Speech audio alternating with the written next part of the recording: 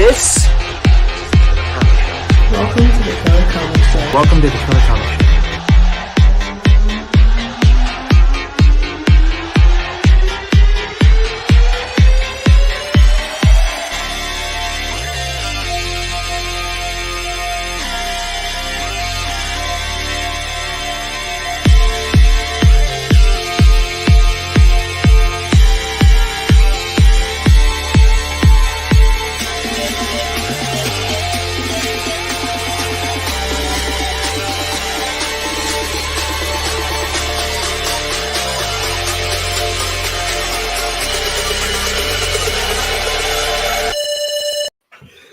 Hey! I get pumped every week when I hear that.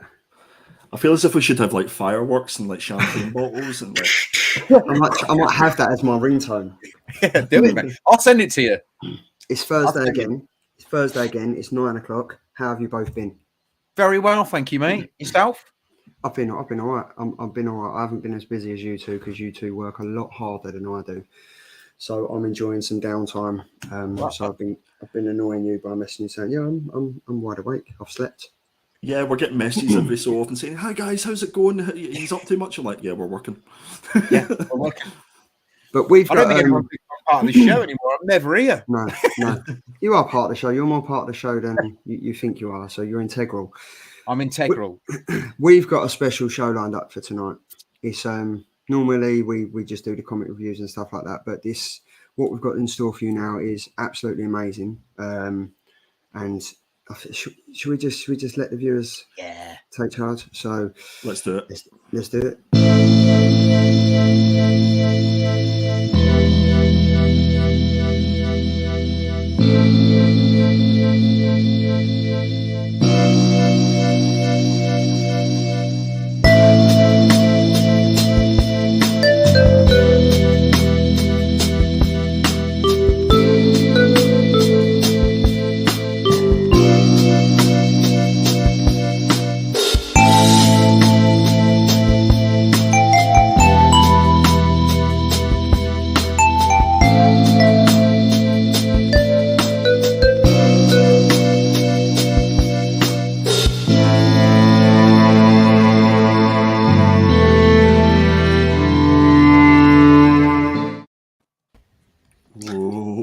Oh, that's ending.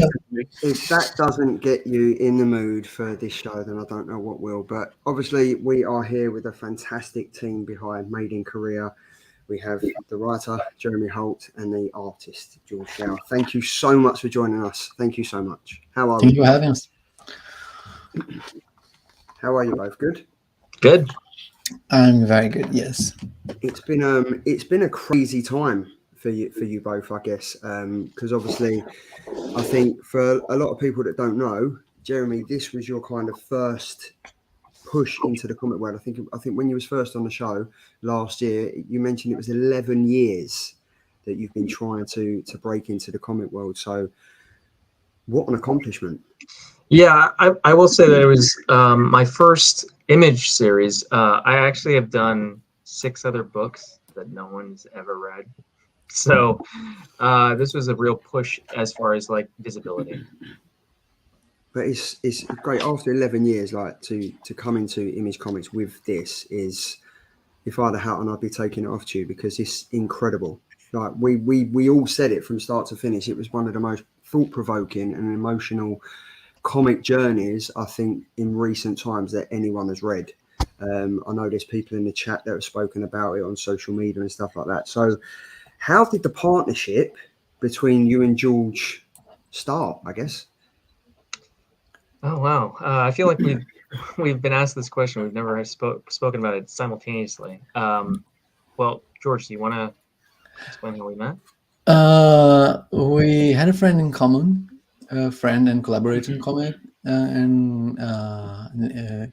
whose name shall be said here is Felipe Cunha. He's also a comics artist.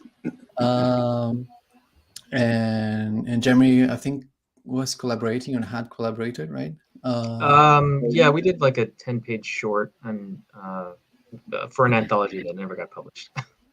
Oh no. No. Those happen a lot. Yeah. and yeah, and at the time, like I had a studio with Felipe. I had a studio in the past with Felipe. We were always good friends, and I think at some point I was looking for new interesting collaborators to to do some cool stuff, and I was looking for work. So I went to publishers, but also I wanted to know like interesting authors to work with, and Jeremy,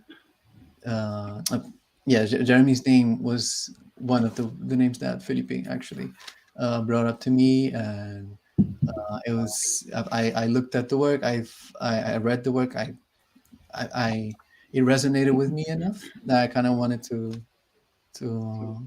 like it was enough for me to like ping them and say, hey, you want to do something, and Jeremy had like this incredibly personal story like, oh, actually maybe you can do this, and I was like, oh,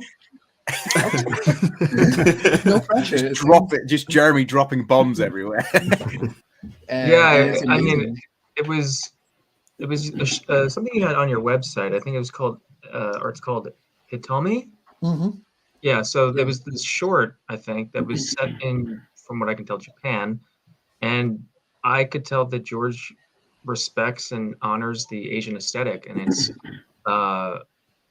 to me, I was like, okay, like I didn't have a style in mind, so I was very open to different styles, and George's was very much, one of these rare things where an artist creates a signature for themselves, and their art is their signature, and it was very unique, and it was something that I thought could be a really good fit because aspects of Main Korea is sort of slice of life. I think the first issue was what I wanted to lull people into this false sense of security that it was just going to be this slice of life comic and cute and whatever.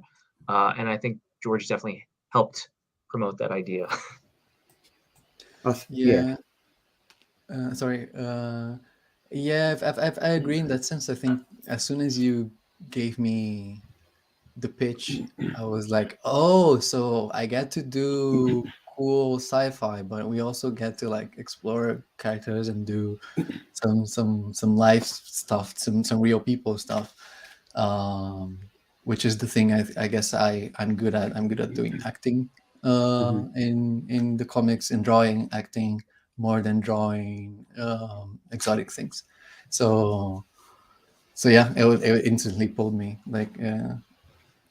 And what was that pitch like, Jeremy? So for the people in the chat and for the people that are going to watch in the rewind, if you to give us that pitch again, what would it be like? The pitch was usually what I do with any collaborator is I do a one-sheet pitch, which has like a log line and a brief synopsis, summary, and then themes and visual components that would be compelling for an editor or publisher to be interested in. And then I would have a one-page synopsis, just broad strokes of the story, and then the first issue script. And I wanted to do the entire first issue. I didn't want to try to truncate the pitch and try to show only a handful of pages to an editor. I wanted to do the whole thing because I wanted to pace it in a very specific way, and I couldn't do it in 4 to 6 pages or pages that we'd have to show I knew would not be compelling enough. So George was on board to do a whole issue, which was amazing. So cool. The rest is Yeah. history. Yeah, sort of. And I think your work, George, really complements the story. I think like the simplicity of the work really works well with it. I think if there was any other artist doing it after having read this, I don't think it would work as well. I don't think you'd get the story across as you're trying to do. So it's clear to see that you two work really well together. Yeah, it was quite lucky, honestly, and yeah, after that initial meet, and like Jeremy said, they sent me the pitch. I said let's do it, and we did the whole first issue. This was 2017, right, Jeremy? Yeah. Something like that. We shopped it around for a while, and nobody was interested. That bemuses me that nobody was interested in this at all to start with. Yeah, Yeah. I mean, I don't really know. And the fact that Image went for it wasn't immediate. It was like I'd say about a year. I know somebody who used to be a production artist editor at Image, my friend Vincent. And so Vincent's been a huge supporter of my work, and he was the one who kind of got it in through the back door and showed it to Marla Isaac, who's the executive assistant, who's basically Eric Stevenson's right-hand person. And she liked it enough to show it to him. But it wasn't clear to me if Eric was ever going to read it, because he's very particular about the art. He actually doesn't, as far as I can tell, he doesn't pay too much attention to the story. He just needs the art to grab his attention. So I thought we had a good chance with George's art. And after a year, I was like, I remember emailing Marla and I said, can we just call Time of Death? Because I need to move on with my life. I can't sit there. And it was like right after New York Comic Con of that year in October. And she said, no. I promise Eric will look at this soon. And then it was like halfway through October, got an email from her and said, yeah, we're going to do this. So it's quite shocking.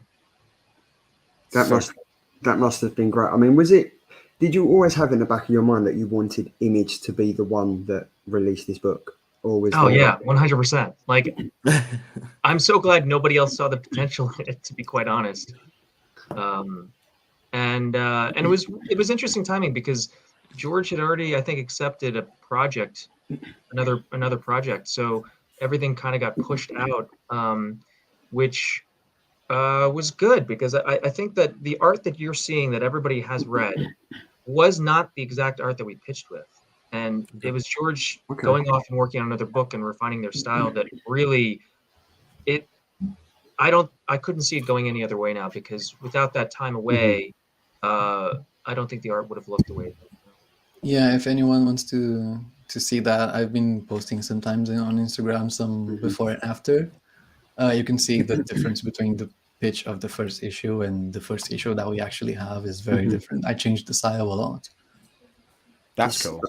That is cool. And while we're talking about Instagram, obviously, so we put some styles together. So anyone in the chat or anyone that's watching the replay that doesn't follow you both, you've both got Instagrams and you've both got Twitter accounts as well. So obviously, Jeremy, you are the writer of the book. This is kind of your brainchild. It's kind of come from what you've created and what we're experiencing now. And then we've obviously got George, the artist, the incredible artist that puts the thought process of the words down on the paper that everyone can look at and enjoy it. But we also have a third member of the team, which is Adam Willett, who is the letterer. Now, without that, I guess this whole thing, you three working together, would have kind of taken a different, would you say it would have taken a different angle? Because obviously, Adam, what he does is great in this book. And did you two know of him before he was approached to kind of work with you guys? Yeah, Adam has been lettering all of my work since 2015, maybe. Wow. Okay. So he's a talented writer in his own right. He has an amazing series through the unfortunate publisher Action Lab. I also have a book through them, but he has a book called Kingdom Bum, which is just amazing. It's a satire on. It's kind of like a cool comedy drama surrounding the homeless. And I was trying to develop a story around the homeless for years, and I could never crack that. And his is just great. And he's a self-taught letterer. Like he loves comics, and he just kind of taught himself how to do it. And he's a consummate professional. Nice. That is. I mean, I think a lot of comics and books, it's kind of the writer and the artist that get a lot of the publicity. But I think it's the people behind the scenes, like the letterers and the kind of editors, that we forget about. So yeah, massive shout out to Adam for working with you guys and creating something amazing. So for us, this is where Andy kind of comes into his forte, because we call him the Oracle, right? So he used to post something. He used to post on Instagram of like the final order cut-offs and comics of the weeks and stuff. So we was doing the show, and Andy, do you want to talk us through this, Andy? Yeah, absolutely. This is a surprise, because I didn't know you were doing this. But yeah, I used to do, sometimes I do, it's the final order cut off. So I would look through all the books that are going to be, you have to order up from Diamond. And even before that date, I think it was in April, end of April, that I put up this post, and even before then, Maiden Career had caught my eye because I'd seen it in the previews magazine. And then the 26th of May and I actually messaged Jeremy today through Twitter to say, you know, what a journey it's been. This was like 8 months that we've been sort of reading this book, and it's been almost the same length of time this has been part of the Killer Comic Show and our journey as a sort of YouTube show. And I knew straight away that it was just reading the synopsis and looking at the artwork that this was going to be a killer comic. And I think, yeah, I nailed it. We all nailed it. And I think it was just good to be able to introduce it to you guys as well and pick it as my read of the week. And then it kind of, I think it's one of only maybe 2 or 3 books that we've read every single issue that's come out. Yeah. So yeah, it was just kind of a weird that it's been that long journey. And the same as the 3 of us have been working together on the Killer Comic Show. So, and it's almost like the Killer Comic Show book, isn't it? It's like one specifically that we've all read consistently, and it's got the gold star from us. I think twice. And this is thank you guys so much. I just wanted to appreciate all the support you guys have given us, because we've been accompanying it also, and it's been great. Thank you. This is kind of what we gave it. It was the big star. It was, and I think what it is, it was every single week or every single time the comic came out, it was focused on this show, and there's a lot behind that, because if like we review the comics for the show, we kind of review different comics every single week, and there's only hardly some that kind of stick in. And as Andy said, we followed it all the way through. Now, obviously, we said, this was a long journey. We kind of first mentioned this in May. Whereas for you both, I guess the story was 11 years old. Like it's been going on for so long. So there's us sitting there thinking, so it's been a long. It was like May last year, where you guys really know how long it's taken. So yeah, I guess it's Jeremy. You've been on the show about 2 or 3 times, haven't you? I think the first time you came, we was reviewing issue number 1, and you was in the chat, and I was like, just come on, just come on, and you kind of came on and stuff, and it was impromptu like that. But you've become a real friend of us, like a real friend of the show and stuff. So thank you so much for like all your investment in the show and the promotions that we do. But massive thanks to you for giving us this incredible comic for 2021. I mean, thank you so much, and I would throw it right back to the 3 of you. I mean, because when you're making comics, it's very insular, and you're not really, if you don't make the time to interact with the outside world, you can just kind of get stuck in this like tunnel vision of just work. And I've been in that tunnel for so long that I forgot that there are people out there that genuinely love comic books. Like, you know, for years I would just kind of see whatever reviews would surface on Twitter, and that was it. And I didn't realize there's this whole subculture of people that have like these shows that like the Killer Comic Show, that just genuinely love the stories that come out every week, and they want to discuss them. And it was, when I came across your show, it was so warm, and it was like just positivity, talking about what you liked, and you know, you critique things, but you don't like talk about things you hate, which is I think, you know, what a lot of people enjoy doing. And it was just nice to see, you know, someone appreciating the work that George and I put into this. And I can say, people in the chat, we haven't paid Jeremy to say that. That's an honest review. That's great to hear. But no, honestly, thank you so much. Charlie, you could have said that before I transferred him the money. But we have got a question in the chat, and it's from Mark Oldroyd, who I know has again followed the comic through and through. And he said it's one of those rare comics where the art and the writing sync to give visual storytelling, which is what comics should be about. Is that something that you kind of, when you started as a team, was you aligned on everything you did? Or was there sometimes you would come up with something and George would be like, it's not gonna work. It's not how I visually see it. I have my thoughts about this. I'll let George go first, though. Okay. It's interesting because I was doing 2 books at the same time. Like I was doing Made in Korea, and I was doing a book for Boom Archaea, which is called Better Angels. Also just dropped in November. And it was two very very different ways of collaborating. In the way of with Better Angels, I was hired to do that book, and I actually didn't get to speak to the writer until like a couple of weeks ago when we met in a podcast. Wow. So it's a very streamlined process. I have a lot to thank because my editor was very good and very lovely. It was Sierra Han. She's amazing. She did an amazing job building like this bridge between me and the writer. But we didn't have any input into each other's work. The script would come, and I would do what was asked, or maybe sometimes ask for some changes, but usually my own stuff. And with Jeremy is like the opposite thing, which is like the authorial part of the collaboration starts like right at the beginning, like because we were talking even before the whole thing was completely fully flushed. So it was very, in that sense, it was very collaborative because Jeremy made me very comfortable to put whatever I didn't feel right about the script, or and didn't feel like completely. It could like I would like to maybe make some addition or whatever. I every writer that works with me kind of gets to know at some point I like to add a lot of panels. uh, I do that a lot because I like to like add moments, like little moments. I add a lot of panels usually, which is good because Jeremy writes very economically in the pages, so we didn't get in conflict on that.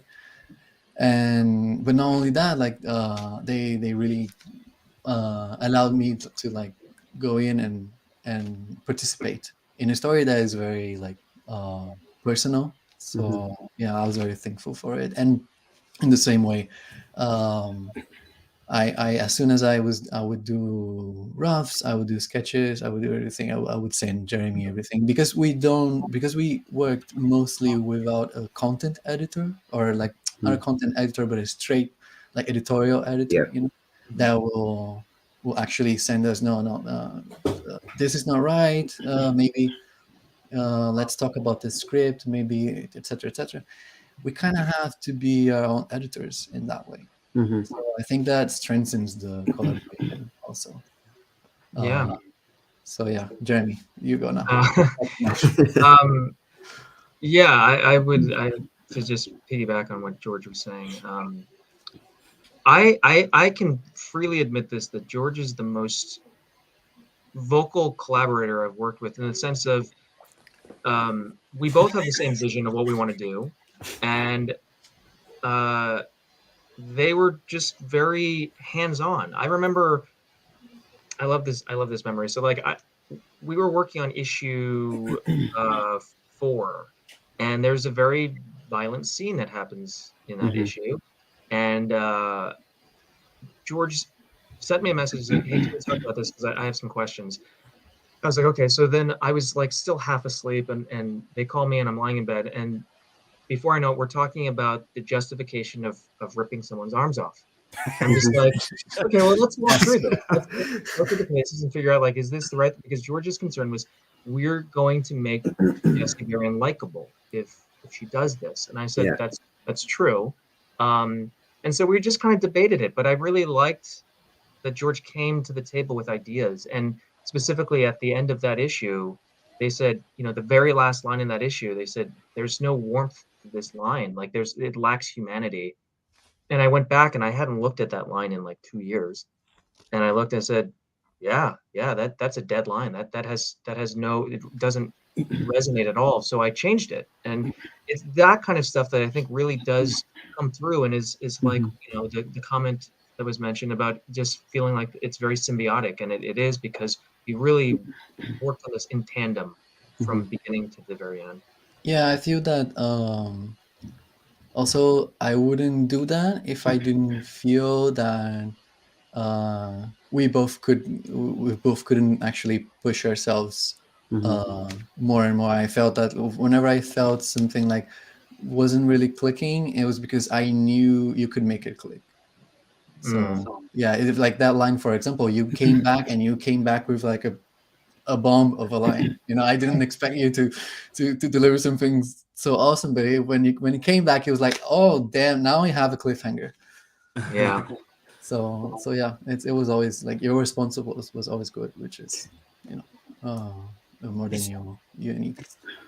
It's amazing that you guys have that relationship. I mean, and it really does show throughout the book that you're so like intertwined with the collaboration, and it really does show that you've got that comfortability with each other to actually say, you know what, let's change this, or I've thought about this as an idea. I think that's really, really cool, and I think it really, really shows. It shows how passionate you were about this particular book.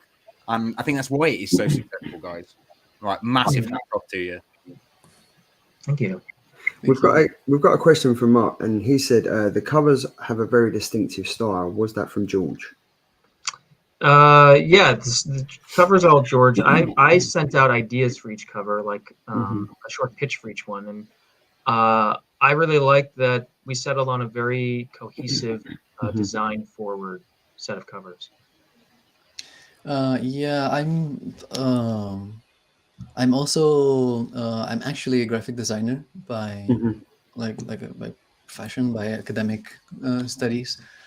So I like when I get to do that, because I get to do the part that I didn't like to do for others, but I can do it for me, so it's fun. Yeah. With design, and I really wanted something that people would, because it was like, for me, it was basically a debut. I had books published in Brazil and a few things published, small short things published in the US, but nobody had seen anything from me. So what I wanted for this comic to have some sort of like style, some distinctive thing that people would go back to the comic shop and look at it and instantly recognize it. And usually that's what I like a lot about the comics that I like. I see a cover and it's like, oh yeah, it's that thing. And yeah, so the ideas for the covers, I think, except for the first one that we did a lot of back and forth, most of them were actually Jeremy's. Like Jeremy's sent kind of like references and things they would like to tack on the covers, and then I came with the idea of actually putting like the three colors, using like red, white, and blue of the both American and Korean flags, and that was it. As soon as we had it, it was like, yeah, that's it. And do you guys have a favorite cover of the six? Yes. Mine is What's your favorite? Yeah. Number 2 is my favorite, I think, as well. Yeah, same for me. Me too. Number 2 is by far my favorite, especially because I kind of resonate to that. Like, I've been in that situation, so that's why I like issue 2. Yeah, I think it also is maybe the one that sums the spirit of the book the best.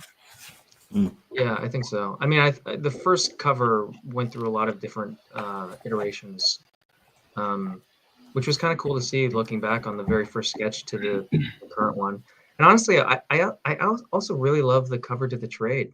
I mean, the redesign of it and the change in the color is just, yeah. I mean, someone was telling me that it looks like the cover of a novel, not necessarily a comic book. Yes, yeah. Yeah, I think the cover of the first one, we made a different cover for the reprint, and then we made the cover, the one that is kind of similar but like zoomed out for the trade. And I think it became more and more like more kind of Art Deco, like Metropolis kind of thing. So yeah. It's I'm gonna say, I've got to say, number 5 is my favorite cover, because I think for me number 5 was such a great issue. But we'll kind of get onto that. But yeah, number 5 for me. But even though they're all great, George, you've done a fantastic job on all of them. And I think the fact the use that you've used the red and the barcode is great, because even looking at the cover of the book, you're kind of intrigued to think, well, what does the barcode? What's the significance of the barcode? And then obviously when you start reading the comic and you understand it, it's a pretty smart thing to do. Am I the only person who tried to read the barcode? Did anybody else put their phone up to see if it took them to a Well, secret the funny website? thing about the barcode is that this whole idea was, it started out as really the germ of the idea, the seed of the idea was this dumb thought I had about getting a tattoo that said made in Korea. And I wanted it on the bottom of my foot, like one of those imported toys. Not a practical tattoo, is a really dumb idea. But I ended up getting the tattoo, which is the TPC code. Oh, cool. Oh yeah, wow, okay. It says made in Korea, and you can actually scan it, and this is my birth year. Oh, wicked. Oh, cool. So I stare at this tattoo all the time, and so when I just loved the title Made in Korea, and I was like, okay, can I craft a story around that title alone? And that's the first time I actually started trying to write a story based on the title. Wow. That's really cool. That's It actually is. a really wicked It's a really cool origin idea. story. Because I'm looking forward to getting my tattoo that says "Made in Glasgow." Yes. we should all get one and then just make like an Instagram post of all the barcoded tattoos. I should say made on the Killer Comic Show. Yeah, that's it. We'll all get the tattoos done. I think a lot of people, if they're just picking this up to begin with, it's very AI related. That's the whole premise of the comic. But did you take inspiration from films like I, Robot and stuff like that? Because that would have come out about 11 years. So that would have come out probably around the same time that you kind of was thinking about it. Or was there anything similar that grabbed your inspirational needs and thought I can kind of take that and work with what I want to get published? Yeah, I mean, I definitely have been inspired by, things I've watched. I think AI might have been the first film that sort of opened my eyes to the idea of like an artificial person. But what's interesting is that for me, I've always felt like every great AI story is at its core an adoption experience. And it's interesting to me that I understand why Spielberg didn't explore that particular theme in AI because it was not really his script, it was Kubrick's script. But the ones I've seen, like Alex Garland's Ex Machina was a huge influence. Yes. Neil Blomkamp's Chappie was a huge influence. And I just wanted to try to tell this story through that very personal lens because I just haven't seen anyone do it. And that's, so those were the huge inspirations. George, where did you grab like the graphical inspirations from? Was there anything that you was kind of working on or had your eye on at the time that you thought this is going to work really well with what Jeremy wants to get out there? It's funny because like in this comic we have kind of two worlds, right? We have Texas, suburbs of Texas, which is very day-to-day life, and very and if the sci-fi there is very like it's very small, there like little tips of sci-fi-ish, and excuse me. And I think there, like we were doing a lot of back and forth. I think for the fashion, I think we looked at Her, right? Her was a huge influence. Spike Jonze is Her. Because if it's kind of it's a sci-fi movie, but it feels like an old movie in a way. So we wanted to do that kind of retro sci-fi thing, especially for the suburbs, because suburbs they should feel cold. But maybe we didn't want it to feel that. I mean, they should feel like at least cold to Jesse, right? Yeah. But they should feel a little bit inhumane, but they shouldn't feel cold in the sense of the high tech cold. They should be that lack of empathy. Things that they don't look artificial. They just look too good and too pristine. So we focused a little bit more on that, and then on the Seoul part is where it comes like all of the cyberpunk I've ever seen and written and read in my life. It was all there. So that must I think for Yeah, I mean, like we were definitely inspired by different things, but it was very important to us to tell a story that wasn't set so far into the future. I think most people take an AI story or sci-fi and they go to the tail end, right? Especially with Yeah. AI and like the idea of like a robot uprising. It's always at the tail end of this event, and I wanted to do it at the very beginning when the decline starts to happen. And what does that look like? Because to me, I think about things that are declining in our real world that are happening at a pace that we don't necessarily think about it every day, like climate change. Like it's happening, it's been happening for a long time, but we're not really paying attention day to day. And that's that feeling I wanted to imbue in Made in Korea because I think it's a more real conflict. It's just more realistic and grounded. Mm. It's so refreshing, and there isn't, as you said, this is kind of the flip side of all the AI novels and movies that have been out there before. So I think this is why it's done so well, because you've kind of taken an old concept, renewed it, done it your way, and I honestly don't think there's going to be anything that comes close to this Wow. in the upcoming years. I think this, out of all the AI concepts that the films that I've watched and read, this is, I've said it time and time again, this is one of the most thought-provoking and emotional stories that you find yourself attached to an AI in a way that you kind of think you're contemplating, should I feel attached to a robot as much as this comic and this novel is making me do that? Mm. Was there any way when you were writing this that you thought you was both going to have the impact that you've had when doing this? I think I always try to do that. That's my goal when I'm writing something. But it definitely felt different than anything else I've written because I distinctly remember getting very emotional about some of these things because they are personal and they're drawn from my own experiences. Like, you know, the active shooter narrative was something that was really difficult to write. And that was a lot of conversations that George and I had about how to depict this without being gratuitous, without romanticizing any aspect of it.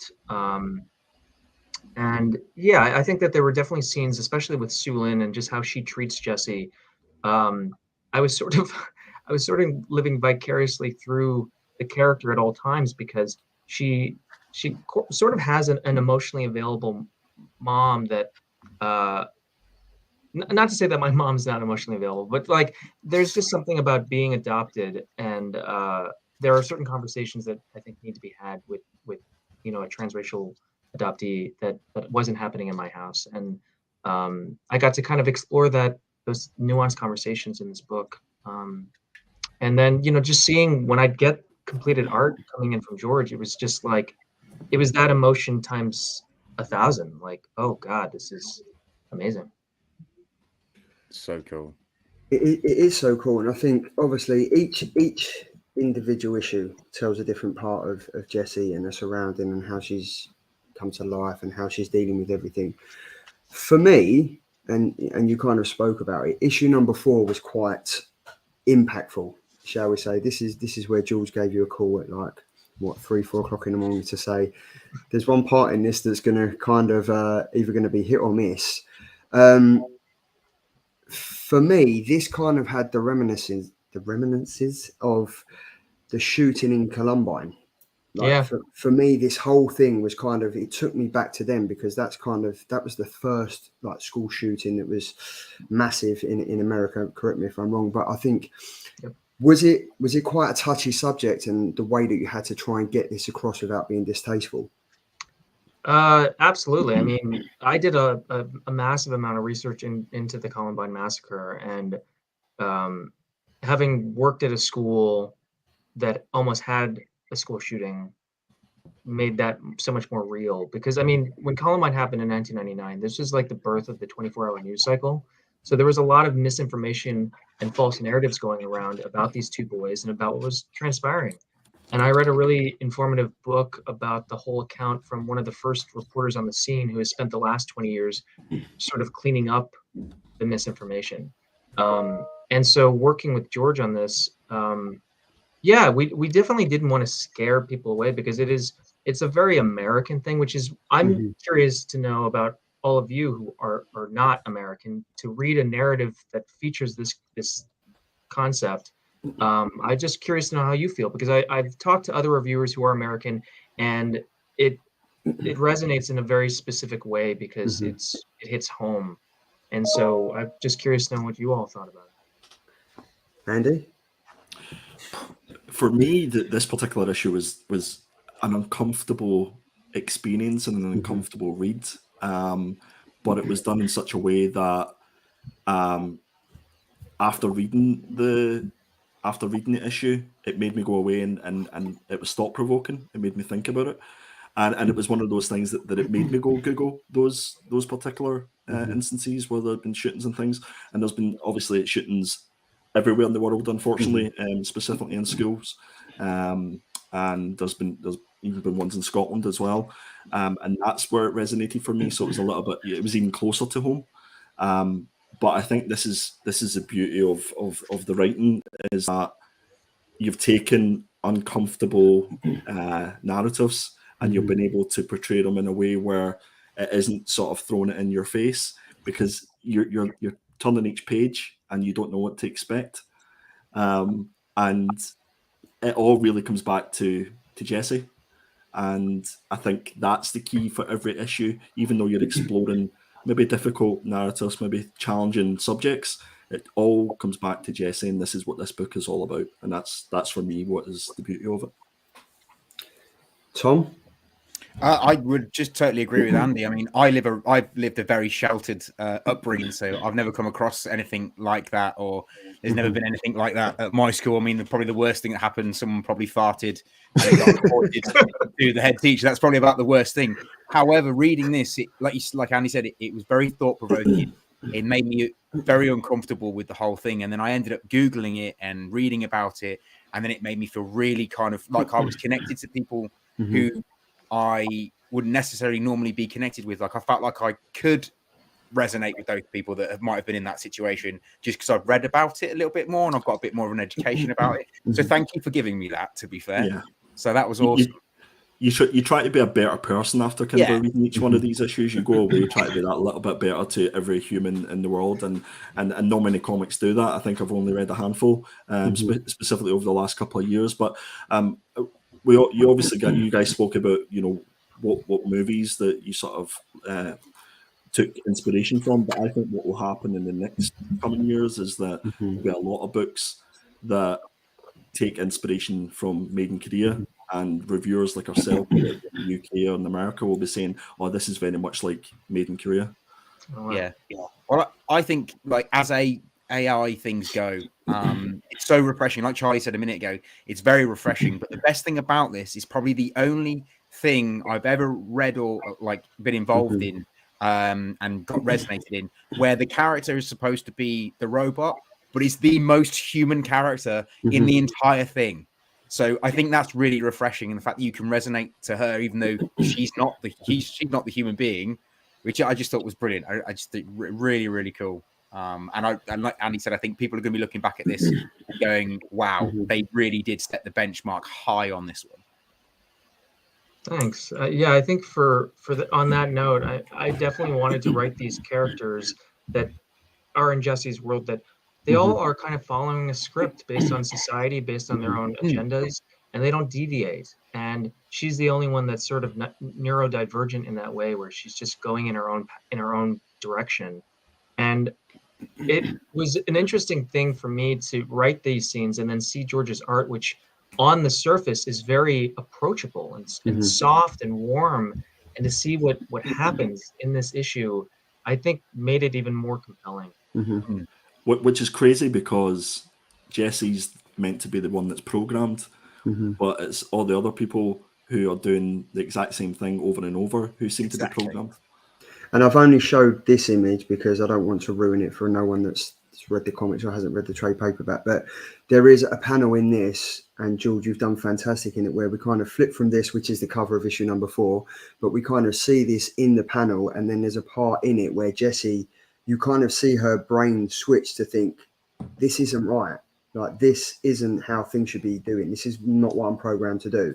And then you kind of go into the other aspect of the story where the AI is now thinking that she's programmed to do something different and she's not. And it kind of, for me, there was two issues in this one issue. If you kind of understand, there was two separate stories. There's the kind of what we see here, and then there's the tail end of the issue as well. So for that was great. Like the artwork in the arm pulling off was done in, it was done in a tasteful way, but it got the point across, and it showed like Jessie's power.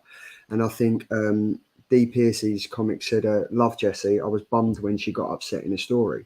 Yeah. I think that goes for a lot of us. Like she was the main character, so we kind of felt a connection to her. So when she was upset, it was like, you've hurt her. Why? What are you doing? This isn't right. This is wrong.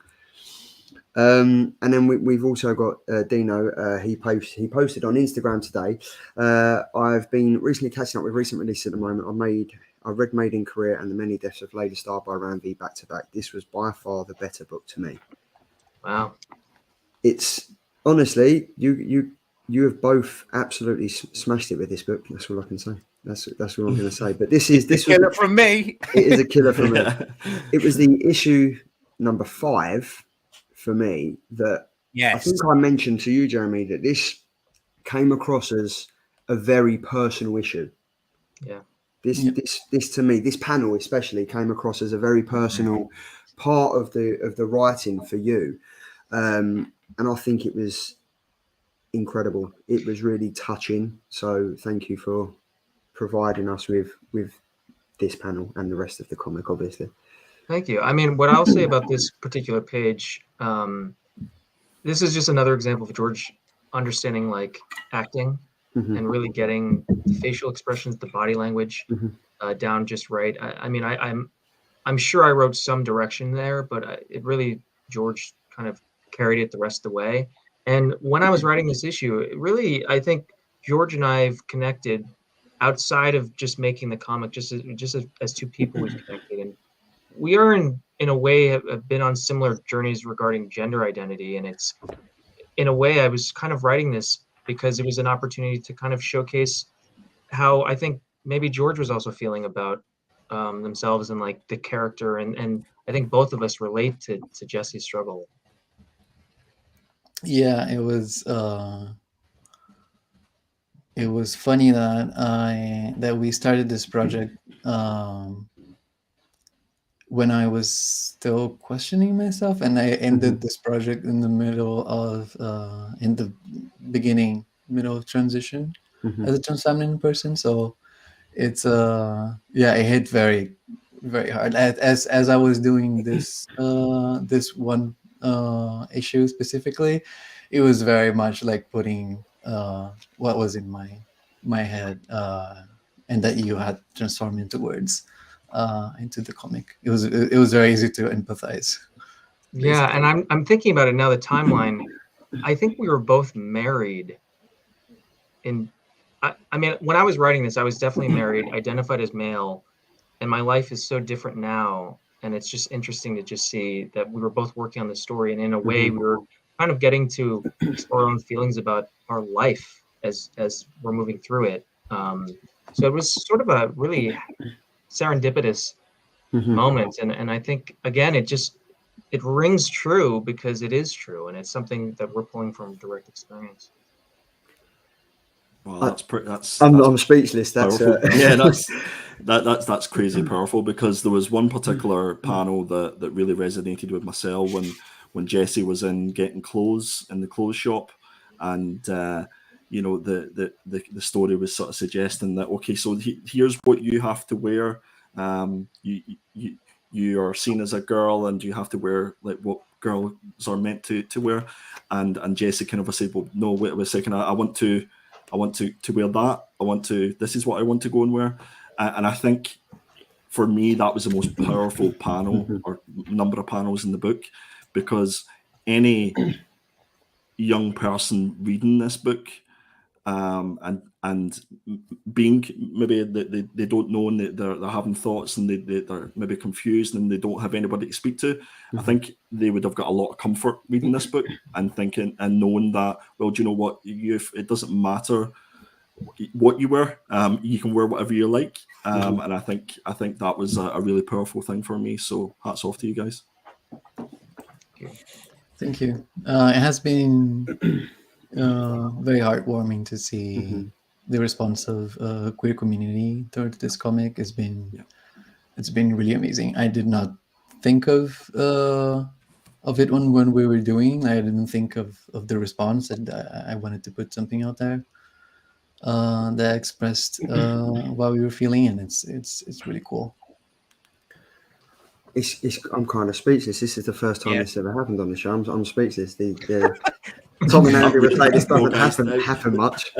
Everybody that's watching in the live and is going to watch in the rewind, this is the first time that Charlie's ever been speechless. 100%.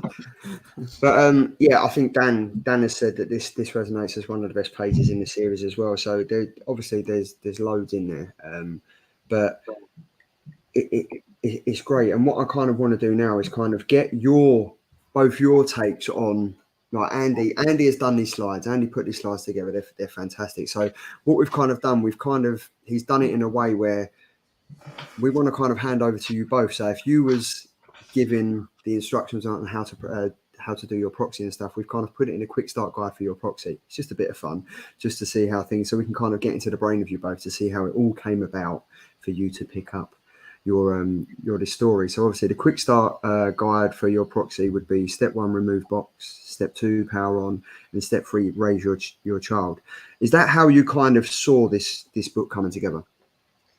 Yeah, I mean, that was basically the log line. I was thinking of, I work in tech, so I was thinking, a user manual, and I think the first two are very straightforward, and the third one is really the hook. So that was the pitch that I sent to George. And Jules, Nice. did you kind of think, right, from that pitch, I kind of know where I'm going with this, and this is what we're going to do? Yeah, it hooked me right from the beginning. I think it's very effective, honestly.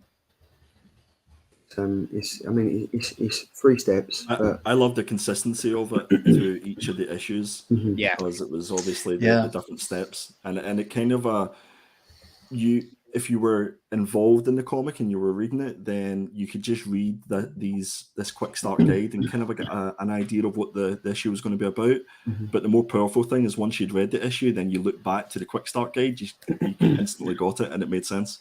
Oh, that's awesome. I mean, I was honestly inspired to do these issue solicits for the Diamond catalog. I was inspired by George's, well thought out plan for the covers, and I thought I wanted something aesthetically consistent. Mhm. And I came up with this as sort of the pitch, but then I thought, oh, what would the rest of the manual look like? And then looking at the covers, I was like, oh my God, there's something here. And aesthetically, I love it, but I think it might be debatable whether it was effective from a retailer standpoint, because it's like, does this really tell us anything about the book? So that was a quick start guide. Then we've got the setup doesn't work. Now, I thought these were great. It's literally like I can see myself read. If I was to get a Jesse in a box, I could see myself reading this thinking, I have no idea what I'm doing. I need to refer to the quick start guide. So obviously it's to set up issues with your proxy, check that your child is on, check that your child is connected to Wi-Fi, reboot your child. These are all something that I guess subconsciously you wanted to include in the book. So it kind of felt as real as possible. Is that correct? Yeah. I think that I guess the hard sci-fi elements we never really truly explored, because I just felt like it was sort of a distraction from the more humanistic moments in the story. But yeah, these solicits were kind of a fun way to think of it, in a kind of a deep dive of what it would actually be like to own a proxy. You have missed out one on it. It says reset your child to its factory settings. Normally in the UK, if anything doesn't work, we kind of just give it a tap, general tap, and Just give it a we take the batteries out and replace it. But obviously, you couldn't do that. But that's kind of the way that we do things in the UK. So, but it is great. Doing that thing where you bash your remote and you're still like, come on, it's still not working. But yeah, take the batteries out and return them again. Then we've got, what does the lights mean on your proxy? So obviously the blue, the red, the orange, are they colours that you kind of, because obviously when it's turning on, we would think it would go green, but are they colours that were significant to Jesse's AI setup, or was that kind of something that you just thought these colours work aesthetically pleasing with the artwork? To be completely honest, I don't remember how I chose the colors. That's fair enough. To be honest, because we never actually see the technical aspect of a proxy up Mhm. close. So this whole miscommunication doesn't get explored heavily. But yeah, I think I'm failing to remember why I came up with this, because now it's almost feeling like it doesn't quite work. Was it subconsciously because a lot of people don't bother to read the manual and they just want to get stuck into the main thing? That's so you true, just wanted yeah. everybody just to pick up the comic and just read the comic rather than reading the I mean, maybe because like the button behind the ear is subdermal, so it's underneath the skin. So I mean, you could maybe see a light, but I don't even think, George, I don't think we showed a light. No, at any point, I think it was just a button, and we kind of hinted at it. Like it was like, yeah, there's a button here. Like I even like put some little like just to pop it off, because if it would look too much like a lump if I did draw it too much. So it was like, yeah, there's a button here.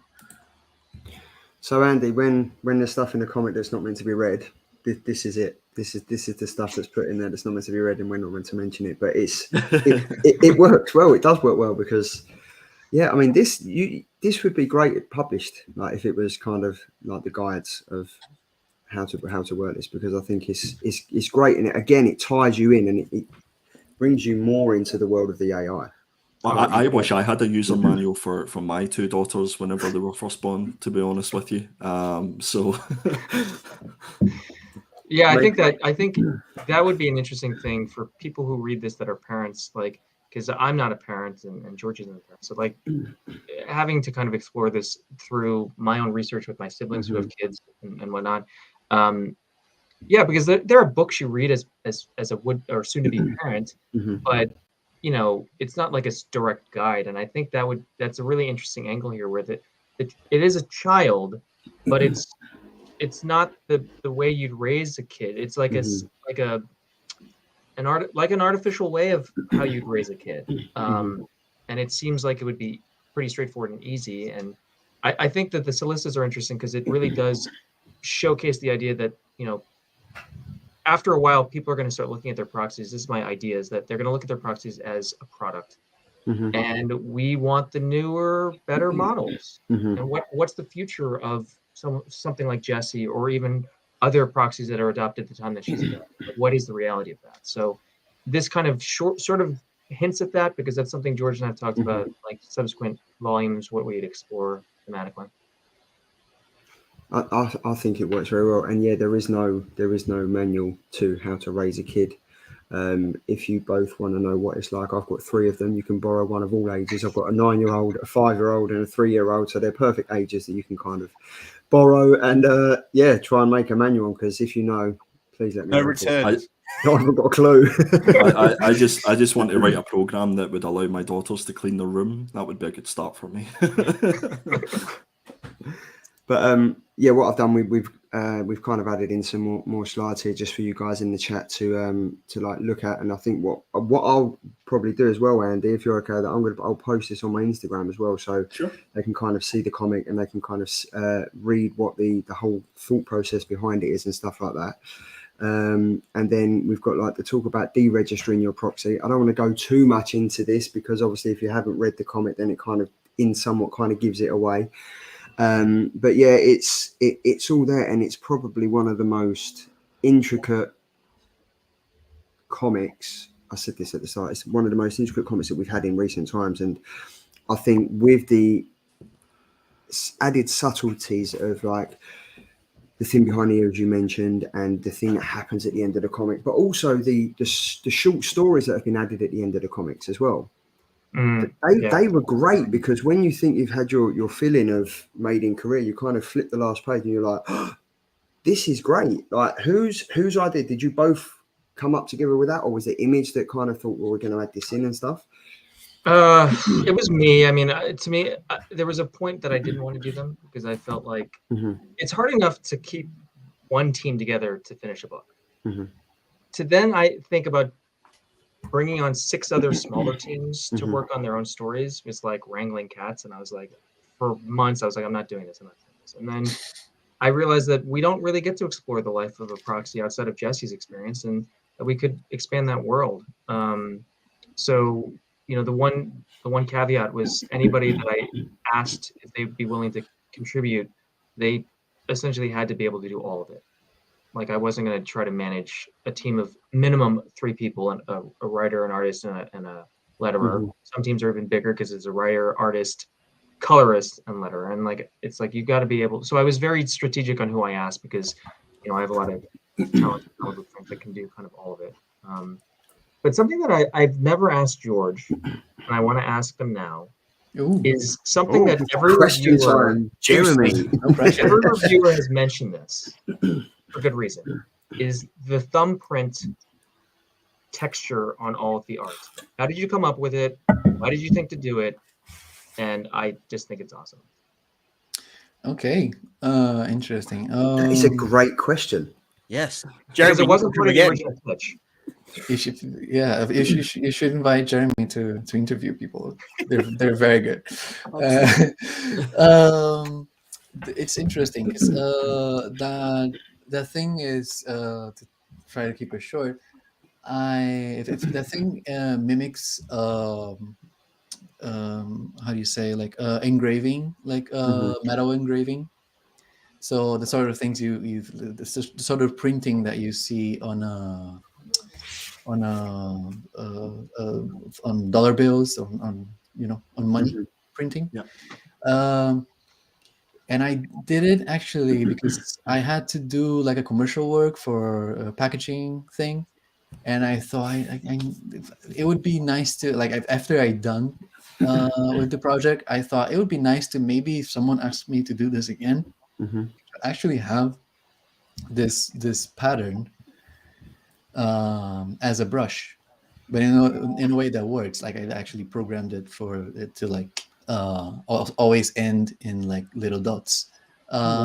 So I did that, and in the end, I used it for a sci-fi comic and an 1800s comic, and it both worked. So,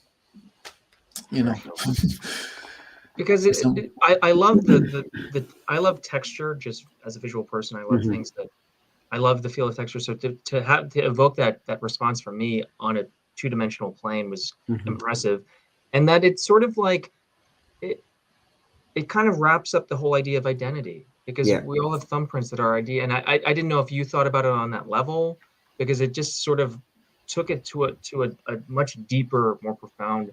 Not really. But now that you say it, now I understand why it worked.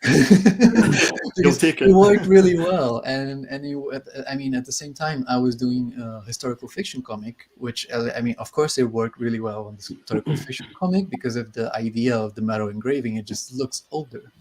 But on Made in Korea, for it to not look old, what I did was simply to color it.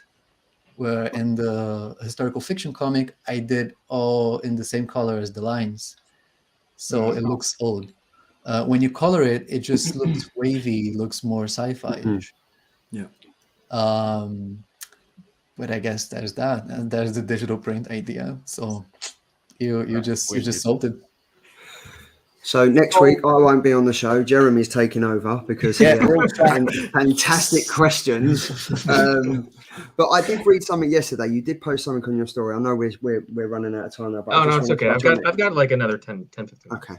I thought it was really amazing, and it's something that I didn't notice. I think someone had asked you about why you'd used a certain date of birth and a certain quote in it. Do you want to elaborate on that more? Because I was really interested in it. I thought it was great. When I was designing Jesse and I was thinking about naming some of the characters, Kim Dong-chul is the bioengineer. That's his name. That's my birth name that I was given when I was born in Korea.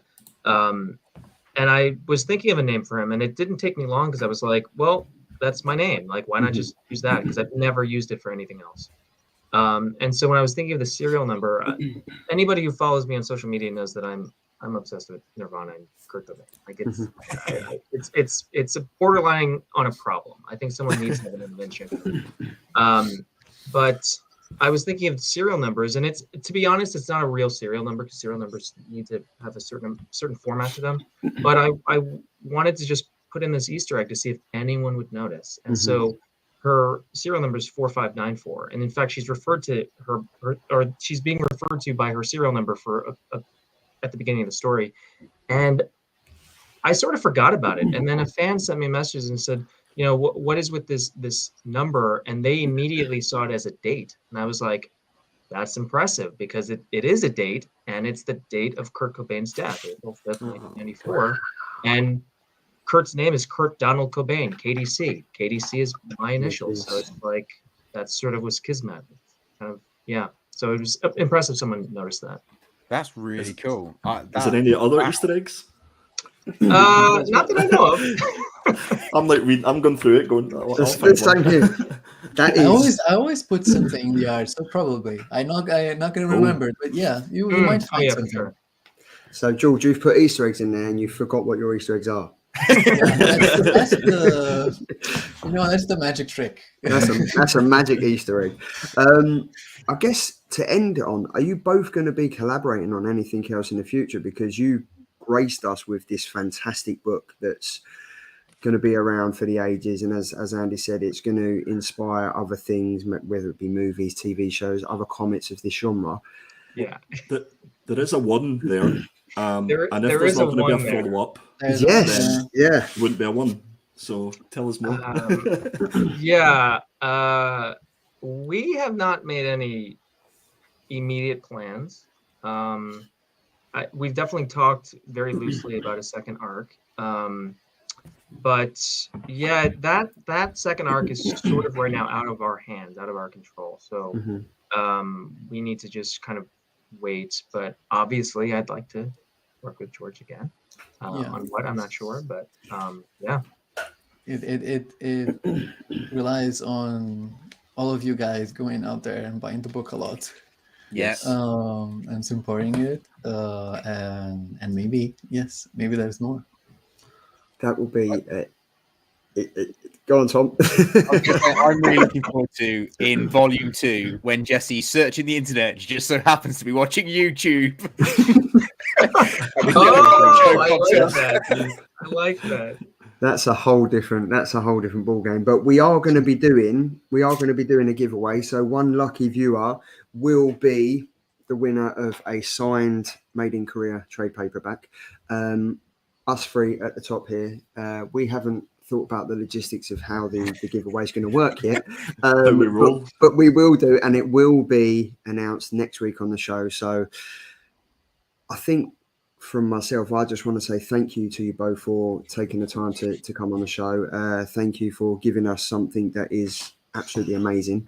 And go buy it, because this is the way that we'll get that second arc, is if everybody goes and buys this. So make sure that you go and order it from your LCS or whatever you need to. Here's all the information that you need. Trade paperback, 160 pages, $16.99, the ISBN number, the previews code. Order now. Everything's there for you on the plate, guys, and potentially we can get a volume 2 if everyone buys it. So that's what you need to do. But yeah, from me, I just want to say thank you for gracing this channel numerous times, Jeremy and George. It's been the first time for you, so thank you very much. Guys, I don't know if you've got anything else. Andy, Tom, have you got anything else to add? I just want to reiterate what you said, mate. Thank you so much for coming, guys. It's been amazing and pleasure talking to you both. Yeah, exactly the same from me, guys. It's been an absolute pleasure, and you are friends of the show. You are welcome back at any time. So yes, thank you so much. And I know the chat as well. They've said, "Thank you, Jeremy and George. Love this book. Appreciate how accessible, available you make yourself, Jeremy." Thanks, Jeremy. Thanks, George. Thank you all for your work, George and Jeremy. And then we've got a round of applause all round. So yeah, thank you so much, both. We won't take up. I would like to say thank you for bringing George and I on, because this is the first time we've talked about the book together simultaneously. Oh wow! Yeah. Okay. Cool. Oh wow! Cool. Exclusive. Exclusive. That was an Easter egg, wasn't it? Hey, we left that to the end. But we'll let you go. Thank you so much again, and it's been an absolute pleasure having you on this Thursday night. So thank you so much. Thank you everyone in the chat, and we shall see you next week. See you later, guys. Cheers. See you.